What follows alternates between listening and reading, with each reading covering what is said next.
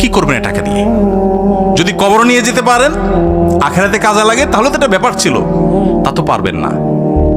আপনি বলবেন না পারলে কি হয়েছে, ছেলে মেয়ে খাবে, ছেলে মেয়ে ভোগ করবে নিশ্চিত।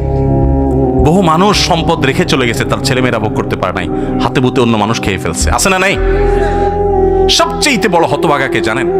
আল্লাহর জমিনে সবচেয়ে বড় দুর্ভাগা, সবচেয়ে বড় বেয়াকুব এবং নির্বোধ মানুষ হলো সে, যে যাদের জন্য চুরি করবে তারাও সে দায় নিবে না। কিয়ামতের দিন ছেলে আয়সা বলবে না, আব্বা চুরিদারি ডাকাতি 2 নম্বরই যা করছেন, ঘুষ সুদ যা খাইছেন আমাদের জন্যই তো খাইছেন, আল্লাহ আমার আব্বারা জাহান্নামে দিয়ে না, আমাদের নিয়ে যান।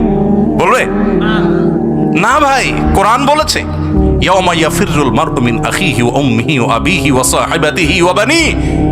সন্তান বাপকে দেখে মাকে দেখে পালাবে, যে না জানি আজকে কোনো কিছুর জন্য ধরে। সবাই ইয়ানফসি করবে। যাদের জন্য চুরি করবেন ওরাও দায় নিবে না। আপনার মতো নির্বোধ কে হতে পারে?